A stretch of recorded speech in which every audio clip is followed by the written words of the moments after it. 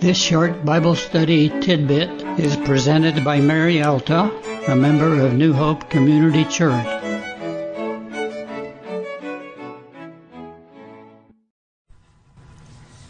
The book of Genesis is the beginning book of the Bible. Today we will reach the end of the beginning.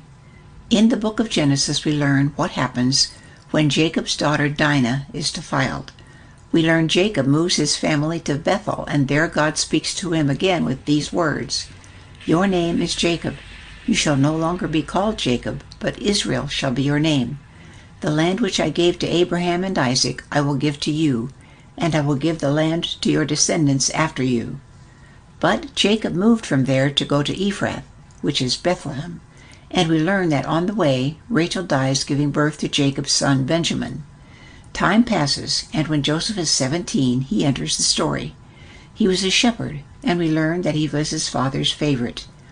We learn that Jacob gave him a special coat or cloak, and that his brothers were jealous of him, and that he was sold into slavery by his brothers for 20 pieces of silver, and was reported as being dead to their father.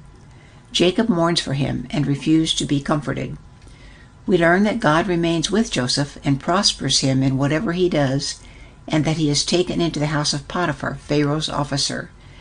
He is thrown in prison because of a false accusation by Potiphar's wife. God continues to be with him. He interprets dreams for Pharaoh's cupbearer and baker, and asks them to tell Pharaoh about him when they are released. However, the baker forgets until Pharaoh has dreams that no one can interpret. Then Joseph enters and gives the interpretation that there will be 7 years of plenty, followed by 7 years of famine. His plan is to gather grain during the good years and store it for the bad years. He is put in charge of all Egypt. The famine is throughout the land, in Canaan also. So Jacob sends his sons to Egypt to get grain. His brothers do not recognize Joseph, but he recognizes them. He calls them spies. They deny it. He says they can prove it by leaving one of them as ransom and returning to Canaan and bringing their youngest brother back with them. So they return to Jacob and say that they have to take Benjamin with them in order to get grain. Jacob refuses, but when the need for food becomes great, he agrees, and the sons go back to Egypt, taking Benjamin with them.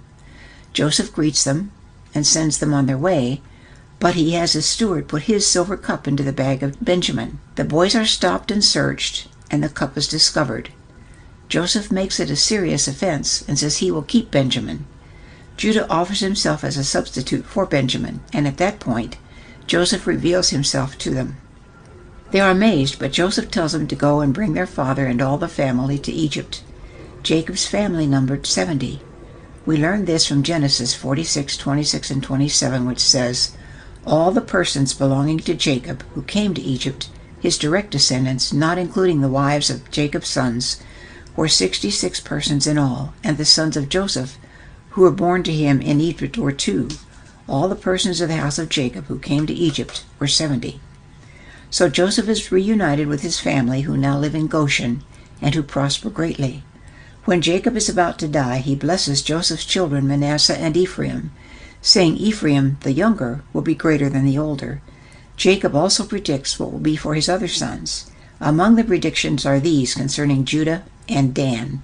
About Judah, Jacob says in Genesis 49:10, "The scepter shall not depart from Judah, nor the ruler's staff from between his feet until Shiloh comes, and to him shall be the obedience of the peoples." And about Dan, there is this in Genesis 49:17, "Dan shall be a serpent in the way, a horned snake in the path, that bites the horse's heels, so that his rider falls backward. For your salvation I wait, O Lord."